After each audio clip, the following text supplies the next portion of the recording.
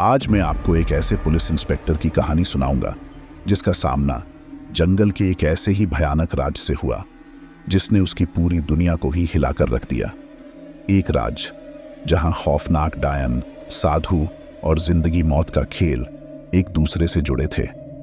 क्या आप भूतों में विश्वास करते हैं या फिर चुड़ैलों की कहानियों को सिर्फ बचपन की डरावनी कहानियां मानते हैं? तो चलिए सुनते हैं इंस्पेक्टर अभिषेक की कहानी, जिसने एक रात जंगल में खौफनाक अनुभव किया। हेलो दोस्तों, मैं आपका दोस्त नवीन और आप सुन रहे हैं हॉरर कहानी मेरी जुबानी दोस्तों। अब एक नया श्रृंखला रोजाना के लिए शुरू किया है। श्रृंखला ये है कि कहानी को सुनने के बाद आपको कहानी अच्छी लगे तो आप कमेंट करके ये बताना कि आप किस जगह से कहानी सुन रहे हो और आपका नाम क्या है। इसके बाद अगली वीडियो में मैं आपका नाम जरूर लूंगा। कमेंट करना ना भूलें और YouTube चैनल को भी सब्सक्राइब करें। ये छोटा सा सहयोग मेरे लिए बहुत महत्वपूर्ण है। चलिए शुरू करते हैं आज की हमारी कहानी।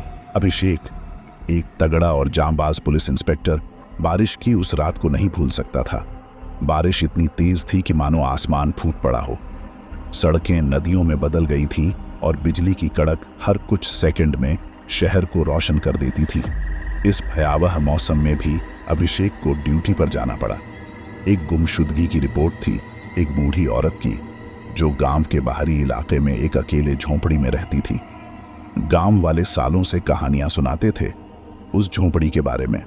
कहते थे वो एक डायन की है जो काले जादू करती है। लेकिन अभिषेक एक तार्किक पुलिस वाला था। वह ऐसी कहानियों में विश्वास नहीं करता था। गांव के मुखिया ने अभिषेक को बताया कि औरत का नाम दादी अमरा था और उसे आखिरी बार 2 दिन पहले देखा गया था। बारिश के कारण खोज अभियान चलाना मुश्किल ही था, पर अभिषेक अपनी जिम्मेदारी से पीछे नहीं हट सकता था। अपनी टॉर्च जलाकर वो अकेले ही झोंपड़ी की ओर चल पड़ा। रास्ता टेढ़ा मेढ़ा और कीचड़ भरा था। बिजली कड़कने पर वो एक पल के लिए रुक जाता, चारों ओर घने जंगल को देखता जो काले राक्षसों की तरह खड़ा था। कुछ देर बाद अभिषेक झोंपड़ी के पास पहुंचा। झोंपड़ी छोटी और जर्जर थी, छत टपक रही थी, दरवाजा टूटा हुआ था, मानो किसी ने जबरदस्ती खोला हो। डर का एक झटका लगा, लेकिन अभिषेक ने अपनी बहादुरी को संभाला और टॉर्च जलाकर अंदर झांका। झोंपड़ी के अंदर अंधेरा था। हवा में एक सड़ा हुआ गंध फैला हुआ था। फर्श पर बिखरी हुई जड़ी बूटियां, टूटी हुई मूर्तियां और जाले लगे हुए कोने मनहूस नजारा पेश कर रहे थे। अचानक एक काली बिल्ली टॉर्च की रोशनी में कूद पड़ी और तेजी से गायब हो गई। अभिषेक ने झोंपड़ी को ध्यान से खंगाला। कोने में एक बूढ़ी औरत का शव पड़ा था। उसका चेहरा डर से सफेद पड़ा हुआ था और उसकी गर्दन पर काले निशान थे। यह हत्या थी और अभिषेक अब तक यह जान चुका था कि उसे इस मामले में तर्क से ज्यादा सावधानी बरतनी होगी।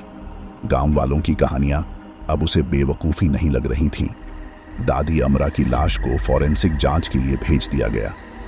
अभिषेक गांव के मुखिया के पास लौटा और उससे पूछताछ की।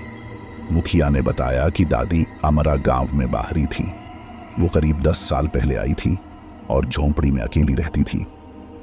गांव वाले उससे दूर रहते थे, उसकी अजीब आदतों और जंगली जड़ी बूटियों को इकट्ठा करने के शौक के कारण। कुछ लोगों का मानना था कि वो काला जादू करती है, क्योंकि कभी कभी रात में उसकी झोंपड़ी से अजीब सी रोशनी निकलती थी। अभिषेक को ये सब बातें बेतुकी लग रही थीं, लेकिन दादी अमरा की गर्दन पर मिले काले निशान उसे परेशान कर रहे थे। वो जानता था कि उसे गांव वालों से और पूछताछ करनी होगी। उसने कुछ बुजुर्गों को इकट्ठा किया और उनसे दादी अमरा के बारे में पूछा। एक बूढ़े ने बताया कि कुछ हफ्ते पहले गांव में एक साधु आया था। दादी अमरा उससे कई बार मिली थी। साधु काले कपड़े पहनता था और उसकी आंखों में एक अजीब चमक थी। साधु के जाने के कुछ ही दिनों बाद दादी अमरा का व्यवहार बदल गया था। वो रात में अजीब सी आवाजों में बड़बड़ाती थी और जंगल में अकेली घूमती रहती थी। अभिषेक को लगा कि इस साधु से पूछताछ करनी जरूरी है।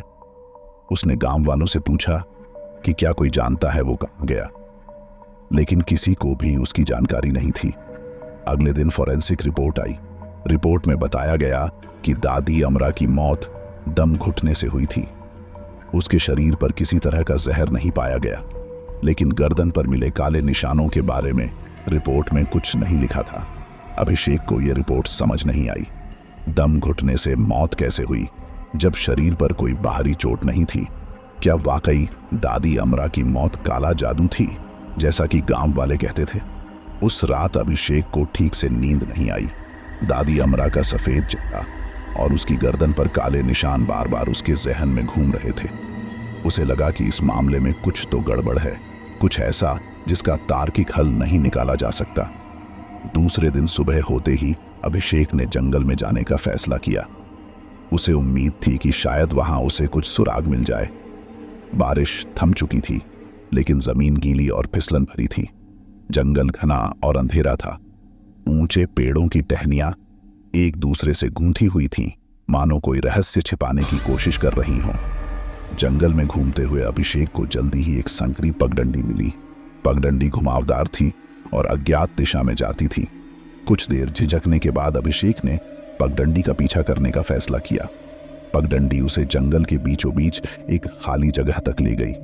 वहां एक छोटा सा मंदिर खड़ा था, जो पुराना और जर्जर हो चुका था। मंदिर का दरवाजा खुला था और अंदर से एक अजीब सी रोशनी बाहर आ रही थी। कुछ डर के साथ ही अभिषेक मंदिर के अंदर दाखिल हुआ। अंदर का वातावरण अजीब था। हवा में एक सड़ा हुआ गंध फैला हुआ था। फर्श पर कई तरह की जड़ी बूटियां और हड्डियां बिखरी हुई थीं। दीवारों पर अजीब तरह के चिन्ह बने हुए थे, जो अभिषेक को समझ नहीं आए। मंदिर के बीचों बीच एक वेदी बनी हुई थी, जिस पर एक काली कड़ाही गर्म कर रही थी। कड़ाही के अंदर एक हरे रंग का तरल पदार्थ उबल रहा था और उसमें से भयानक गंध निकल रही थी।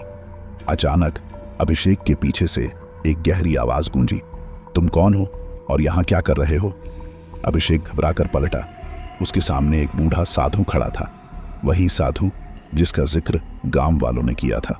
साधु काले वस्त्र पहने हुए था और उसकी आंखों में एक भयानक चमक थी। मैं इंस्पेक्टर अभिषेक हूं, अभिषेक ने थोड़ी घबराहट के साथ कहा। मैं दादी अमरा की मौत की जांच कर रहा हूं। साधु ठठाकर हंसा। उसकी हंसी खौफनाक थी, मानो किसी कब्र से निकली हो। दादी अमरा को उसकी किस्मत ने मौत दी है।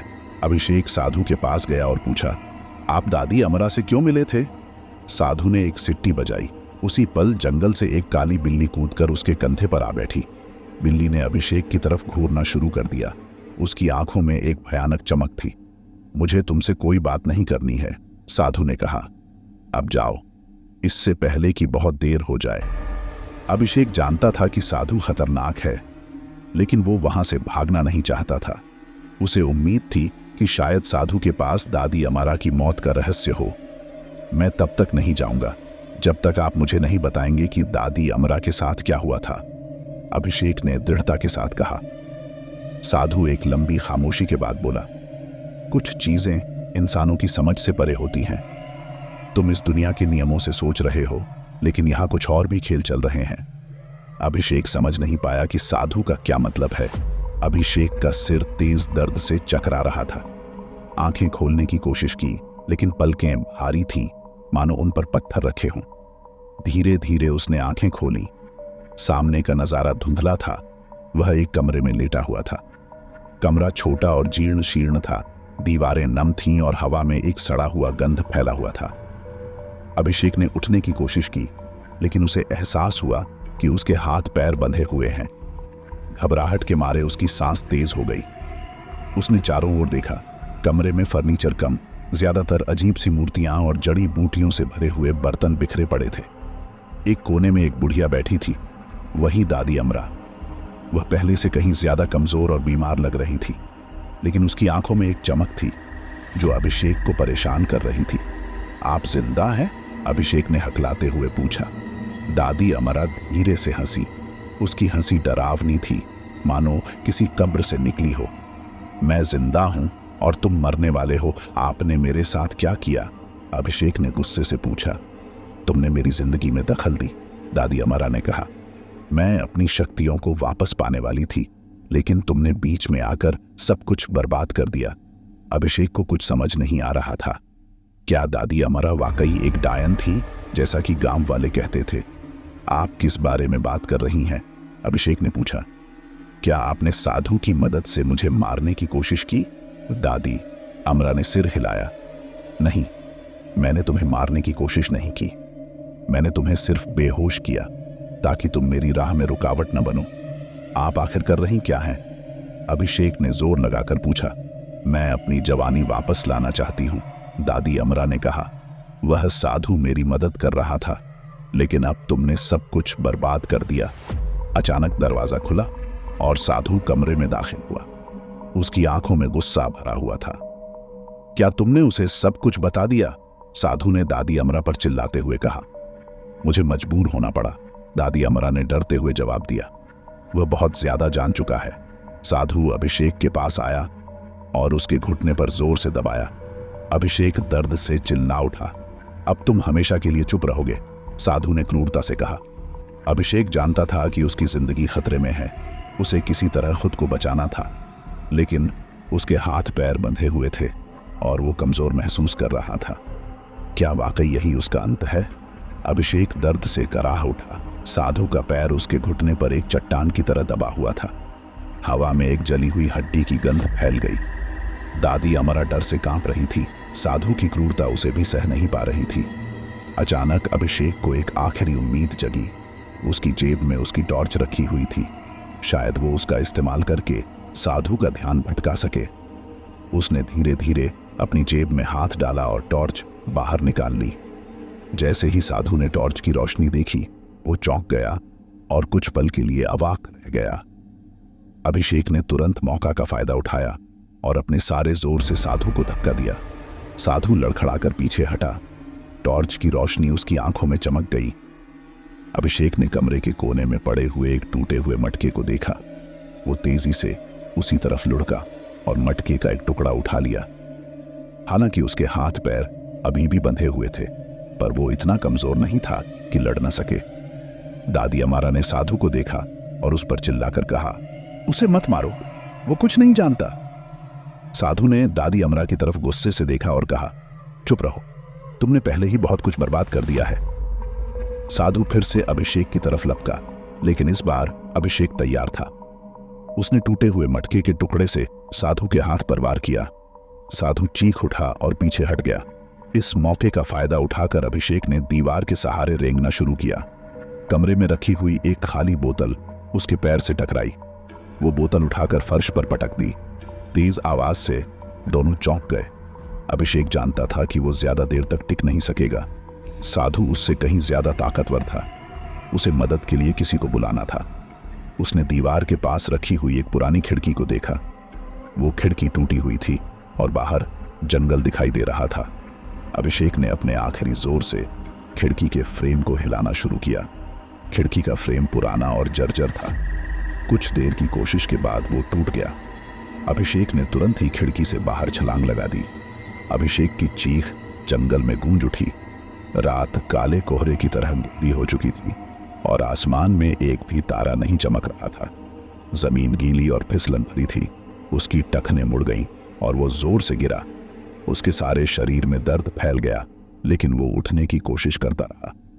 पीछे से साधु की गुस्से से भरी आवाज सुनाई दी। वह कहाँ गया? अभिषेक ने पीछे मुड़कर नहीं देखा। वो जानता था कि अगर वो रुका तो मारा जाएगा। उसने अंधेरे जंगल में भागना शुरू कर दिया। पेड़ों की जड़ें उसके पैरों में उलझ रही थीं और टहनियां उसके चेहरे को खरोंच रही थीं। वह नहीं जानता था कि किस तरफ भाग रहा है। बस एक ही मकसद था, जिंदा रहना। जंगल की अजीब अजीब आवाजें उसके कानों में गूंज रही थीं। उल्लुओं का हुंकार, जानवरों की चीखें, सब कुछ उसे और भी ज्यादा डरा रहा था। कुछ देर भागने के बाद अभिषेक को लगा कि वो साधु से दूर निकल चुका है। वो एक बड़े पेड़ के नीचे छिप गया और सांस लेने की कोशिश करने लगा। अचानक उसे एक नई आवाज सुनाई दी, एक महिला की फुसफुसाहट, मानो कोई उसे पुकार रहा हो। उसने ध्यान से सुना। आवाज पास ही से आ रही थी। कुछ हिचकिचाहट के बाद अभिषेक आवाज की तरफ धीरे धीरे सरका। वो एक पेड़ के पीछे छिपी हुई एक जवान लड़की को देख पाया। लड़की सफेद कपड़े पहने हुए थी और उसके लंबे बाल खुले हुए थे। आप कौन हैं? अभिषेक ने फुसफुसाते हुए पूछा। लड़की उसकी तरफ मुस्कुराई।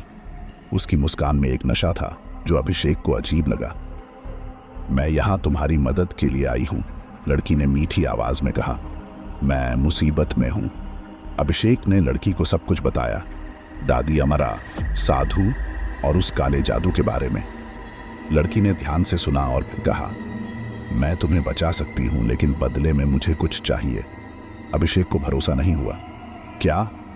लड़की ने अभिषेक के पास आकर धीरे से कहा, तुम्हारी आत्मा। अभिषेक चौंक गया। उसने यह तो बिल्कुल नहीं सोचा था। मेरी आत्मा? हाँ, लड़की ने कहा, मैं तुम्हें साधु से बचा सकती हूं, लेकिन बदले में तुम्हें मुझे अपनी आत्मा देनी होगी। अभिषेक के सामने एक कठिन चुनाव था। या तो वो इस लड़की के साथ सौदा कर ले या फिर जंगल में साधु का शिकार बन जाए। अभिषेक घबराहट में डूबा हुआ था। जंगल के सन्नाटे को चीरती हुई हवा उसे साधु के आने का आभास करा रही थी। एक तरफ जंगल की भयावहता, दूसरी तरफ इस अजनबी लड़की का अजीब सौदा। समय नहीं है, लड़की ने अभिषेक की परेशानी भांपकर कहा, मुझे अपनी शक्ति का प्रयोग करना होगा, लेकिन इसके लिए तुम्हारी स्वीकृति जरूरी है।